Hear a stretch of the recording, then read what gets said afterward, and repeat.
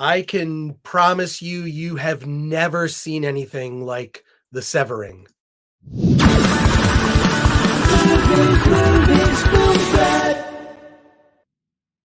Welcome to the Film Threat Podcast. I am Chris Gore. I am pleased we are now fully in festival season. The Sundance Film Festival has begun. The Slamdance Film Festival is kicked off, and all of it is online. So anybody can go. You don't need to be in Park City, Utah and brave the elements and the cold to see these movies. In fact, Slamdance, if you go to slamdance.com, you can pick up a festival pass for $10. You can see all the movies playing at Slamdance.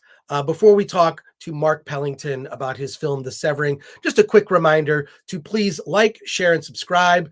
And also let your friends know about the Film Threat channel, that I am here talking to filmmakers every week about their independent movies. And additionally, if you want to support Film Threat, hey, support us and buy something like this nifty Film Threat t-shirt that I'm wearing, or you might want to pick yourself up a Film Threat mug. I don't know. We've got all sorts of merch. It helps us do what we do here at Film Threat. This film, The Severing, before I bring Mark Pellington on, I want to let you know that I've known Mark Pellington for years. He is a brilliantly talented indie filmmaker who I knew from a TV show called Buzz, which was on MTV in the early 90s, blew people's minds. It's a television show. If you can look up Buzz MTV, there are clips on YouTube.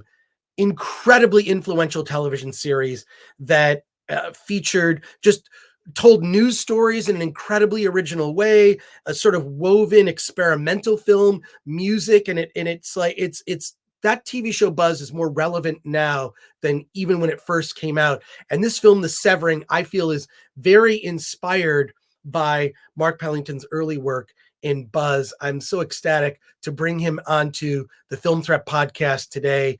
Mark Pellington, thank you for joining me. The Severing, it's hypnotic. It's you can't take your eyes off of it. I'm sitting here going, okay, it's let's just be upfront. It's not a narrative per se, not a traditional narrative.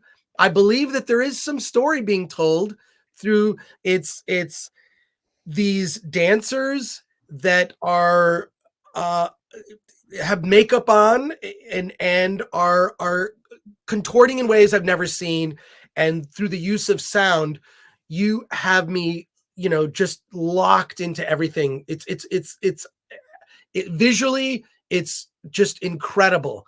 First of all, how'd you put all this together? Is it inspired by like a stage play, or it's like a piece of performance art that's captured in a way that plays tricks on the mind, especially at the beginning? Because I only realized about maybe a third into it that it was people. I thought it was digital. I thought it was all computer generated because of the way that there's this sort of weird twitching thing. Yeah, like, how did you put it together? Well, I'll give the formal three ways. One, The Severing is a feature-length experimental, because I think anytime you experiment with non-plot-driven, non-narrative, linear films, it's experimental. Zola is experimental on one form, although it still tells that story. I wanted to tell a story and express feelings and express a story about grief and the difficulty in a post-grief world of reconnecting with human beings and reconnecting with individuals or groups. So on a personal level, I had been going through my own grief recovery for years and found reconnecting to people after you've lost someone dear to you was very difficult. And talking about it and using words or traditional terms to do it was somewhat limiting. All my music videos in the last decade have all kind of experimented with it and expressed a lot of the ideas and never have I used just pure physicality. So, a little while ago, I was asked to do a few videos for a speed metal, a really dark, heavy, not heavy metal, speed metal band from Arizona called Sacred Reich. And they sent me the tracks, and I was friends with them. And I said, yeah, great, I can do a piece of that, and we can do a performance piece for this. And there was this one song, Manifest Reality. I said, I just started feeling stuff, and it was kind of the song stop started had sections, and I said I just saw bodies and the feeling that came out of me. I said I'd really like to do something a little more, like, I don't want the band in this part of it. I'd like to do something with some movement. So my friend Phil was like, cool, great, as long as I do the other ones. And I had seen the Gaspar Noé film Climax, which, like, he's amazing. Enter the Void, like, he's off the hook in his experiences in his films. But in that film, the choreography and the dancing and the movement, and it's not Black Swan, it's not ballet, it's not refined or elitist, or it's really primal. And so I did a little research and found out the choreographer was a woman named Nina McNeely, lives in LA. I reached out to her, drove up to see her in Echo Park. Great artist, just great soul. And she's like, oh man, I'm a fan of yours. I was like, great. So once you put two and two together, a desire to work together, I said, look, I got this tiny low budget thing. It's like, who cares? Who cares about the money? Let me get some dancers together, pick the date. And I said, yeah, I'd love these dancers. I don't want them to look like dance. I want them to feel like something else. And she goes, well, you should meet my friend Blake Armstrong, who's a makeup artist, but kind of takes it to another level. So Blake and I spoke, and he's like, all right, well, I want to put them in flesh-colored, just flesh-colored kind of like tights, and I want to paint over them. So once that was decided, there was a cinematographer named Evelyn Van Ree, who was Dutch, whose work I had been really admiring, her short form stuff and photos on Instagram. And she used to go by the name Anne Evelyn Lawford. And I just reached out to her and like said, wow, I love your work. I love your work. I've got this thing. I'd love you to shoot it. Well, she had visa issues, and she goes, look, I can't even get paid, but I've never been to America, and I'd love, if you just find me a good hotel room, I've always wanted to come to California. So we flew her to California. She's totally like one light source, not needing trucks, none of it, right? It was like me, her, an AC, maybe a crew of 5. Went to this old warehouse down in Vernon, South Central, just way, way down in the fucking nowheresville. And so we had scouted it. And in each room, there's a room called the vault, literally an old bank vault, black, one light switch, beat up, shitty wall there, shitty wall here. Little light comes through the thing. I'm like, okay, we could do 2 pieces in here, go to the next room. There's some light coming through. And so she does a little light study and realizes, okay, we'll be over there in the morning. Second floor, we'll be there in the afternoon because the light's coming through here. So all single source natural light, or one little bulb, or one Kino flow. So that's it, right? That's how she works. That's how she photographed. And so her work has a very painterly quality anyway. But you fuse that with Blake's body paint, which kind of like transforms, and what he did with the hair back, you really like, they don't look like people in flesh colored things. They look like bodies, they look like animals, they look like creatures or entities that are going through these contortions or these motions in the expression of the core idea. How does one express grief and the difficulty of connection? That was it. So the severing, when the first image is the person's head tilted down, the title came, it was called something else, and the title came from my editor, Sergio Pinheiro, who had done the effects, and he's brilliant. He's a brilliant artist. So you take Nina's a brilliant artist, and she brings in the dancers. Evelyn's a brilliant artist. Sergio's a brilliant artist. And you say, guys, do your thing. So little direction. It's like, you do your thing, you do your thing.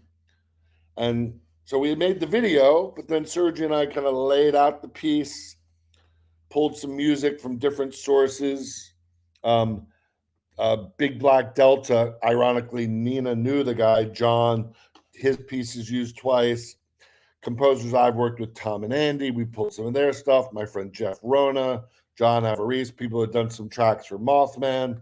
I had a library of stuff and just kind of like gave it all to Sergio, had laid out roughly the shape of starting and ending with Courtney Scar, who's the primary, she was the primary engine. And then all the other, whether it's a union of 2 dancers or 4, the idea is like we're going to go into individualism, pairs, and groups to express the idea. Nina spoke to the dancers. I kind of slightly directed Evelyn a little bit, like she'd be sitting in the floor cross-legged holding the camera, and I would like literally push her on the floor. There's no dollies, there's none of that shit. And maybe I would say to the dancer in the space, I'd say, do whatever you want, but here's the light and here's the dark. That was literally the direction. So they understood what that meant. And if you go over into this corner and you're in black, just know you're in black and we can't see you. But they use that. So they would emerge from the darkness, or they would use the shadow, or they would use, so their bodies just unconsciously went to places.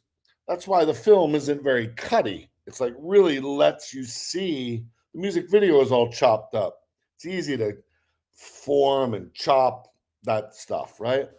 But to let the dance and the shapes and the beats of the story within the bodies emerge organically was what I wanted to do. And you make a 72-minute thing, and then you're like, who the hell is going to see this thing?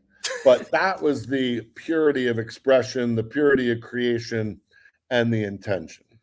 But it's the marriage of all those elements that merge so well to, like, I feel this movie really makes you sit up and pay attention, like lean in. And what went into the choices of the quotes? I mean, that I actually think should not be underestimated, because I kind of feel like that sets the tone.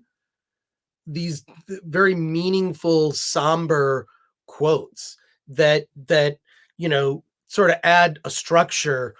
What went into those choices? Well, I wrote a bunch, and Courtney had come over, and I was showing her the film, and she was just saying these things about, when my body is closer to the ground, I can hear my heart. Like, it's like, wow, she was speaking almost outside of herself as a body, talking the relationship. I said, wow, that's really, really interesting. Because early on, I thought maybe I'd have a whole other line of a narrative of a story about grief, or 2 stories about grief running concurrently that were like never visualized, but that you could be reading. And I was like, that didn't, I never really wrote it. So, I mean, I gave Sergio a bunch of texts and gave him the freedom to place it and, use it structurally kind of as transitions or shifts. So between the text and the kind of twists, the loops, the little gifs of being stuck, the idea of like you're feeding back on yourself, which is what I feel like a really good expression of grief is. But again, Sergio is an artist. He's great. He's an amazing editor and effects artist. And when he goes, hey, I did this little thing. I'm like, you got it. It felt really right. It felt really good and disturbing. And, it's almost like you want to help the people. You want to help them get unstuck, which is really like, I think grief like paralyzes you in that way. Like you're stuck in emotion. You're stuck in kind of this loop. So visualizing and making cinematic, like I never use the word cinema. I would never, but making things cinematic is making them visual and showing and not telling, right? So I've always liked, that's why I've always loved music videos, because you're not relying on characters or plots. And everything's just gotten so plot heavy in the world, which I think we like because it helps make order of our fucking fractured world. So, we need these stories like, I want to binge this show because it gives me order, right? It's like, ooh, the world's fucked up, but like now I can watch these characters in 8 episodes, and it gives me order and it gives me definition. Whereas like the severing expresses more of what grief is or what the world is, just like it just throws you into this experience that is outside of yourself, essentially. Well, I mean, it's such an emotional film with no dialogue. I mean, it's just heart-wrenching. I'm curious. Well, first of all, I'm really curious what people from Slamdance. I think they're going to be blown away by it. But what have been some of the responses to people? You mentioned that you screened it on a screen at UTA. How have people reacted? I just screened it for myself. No. I wanted to Okay. see what it was like. I've not seen a response. This wave of people Oh, seeing it is the first. When Paul Rackman, this was about a year ago. I submitted to a couple festivals, and they're like, "Well, we don't know what it is." Like they didn't know where to put it. But this was about a year ago, and Paul was like, "Look, we want to maybe do this thing outside with it," and that was last year's COVID, and it didn't work out. So I just stayed in touch with him. He goes, "Yeah, we'd really like to." Slamdance is about showing movies like this that like work like this that needs to be seen because it's pushing some boundaries.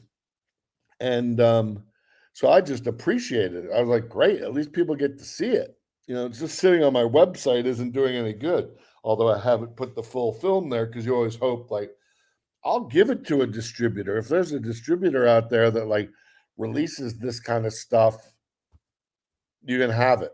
Just so it's out in the world, right? So it exists that people can find it. Is it on you know what I mean? Oh, I hear about it. How can I see it? That's the whole point. Is like, how can people see it? So I can direct them, get the $10, go see it. And again, we're gonna have a screening here in LA, like a big screen, American Cinematheque at some point. We're still working that out. And that's the point. And then we were going to do, and we had started to develop it as an experience, like a sound bath, like a live event. But COVID put the kibosh on that.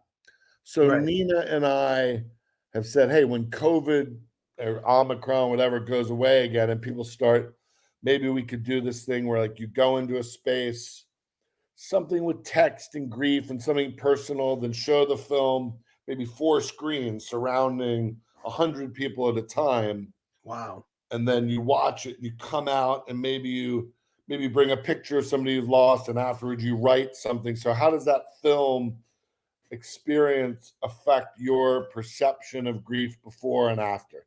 Roughly, we were starting to sketch those ideas, and then just kind of put a pause switch. So hopefully something like this or a VR experience or museum show, like hopefully the idea is that it can just, but you need people to see it first and hopefully say you should see it. And the more you maybe cobble together a few of those, somebody's like, oh, okay, well, you know. Well, I mean, just as an expression of grief after the last 2 years plus of what we've been, dealing with, like this, the timing for something like this, burst of emotion is something that is, I mean, I found the film actually oddly hypnotic, but also in some way therapeutic. Like, does that? Well, yeah, it was meant. It's funny because it was meant at the time in I wanted it. I had seen again Dunkirk, and I wanted the soundtrack to be really thick and enveloping, like the environment we shot it in, right? you could do a completely different score for that film that was more pushing like emotional buttons of sadness or melancholy, right? I don't think the film doesn't do that. It's very kind of unnerving and like it's neutral. There's no melody in the score. You know what I mean? There's no.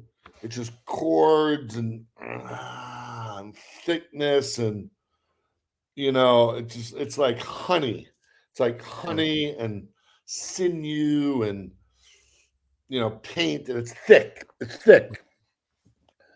And each piece of music with any visual transforms it. Like the trailer has like beautiful Philip Glass music. And the speed metal video is that version. So it's really interesting how that you shift your perceptions based on what the score is. You could do a version of it that had no music, that's just all breath and what do they call it? ASMR or AMSR, that kind of like audio sense, like great. That's why that would be fun to explore like in a VR world. But again, you got to just start by getting the thing out in the world. Well, I want to see the trailer. Actually, if you should send me the trailer, I'd love to put it on our YouTube channel just to promote it. Great. Like, you can send it to me. Yep. But Mark, thank you for being on the Film Threat podcast. It's always a pleasure to talk to you. Always a pleasure. And make sure to check out The Severing. It's playing as part of the Slamdance 2022 Film Festival. You can get it's $10 to watch all the Slamdance movies. So I strongly recommend it. Strongly recommend The Severing. And when you do this Cinematheque event, I have to be there because it's gonna be something that's sort of it'll be like a group therapy session for a lot of people just to experience that. And Mark, mass catharsis. It is. It's like a mass catharsis, which I think we could all use. And Mark, I love you and Jerry Maguire. I'm sure that comes up every time. Get on the camel. Yes, you're just like it's so. Whenever if that movie pops up, I'm like, there you are. Yes. I love it. Well, I tell Cameron Crowe, I was in. I'm friends with Cameron. I was in Jerry Maguire and Almost Famous. I played the doorman in Almost Famous, and I told him, I said, "Look, Elizabethtown, I'm not in it. Just saying." Mark, thanks for being on the Film Threat podcast. Thanks, Chris. I'll get you that trailer. Cool. See you.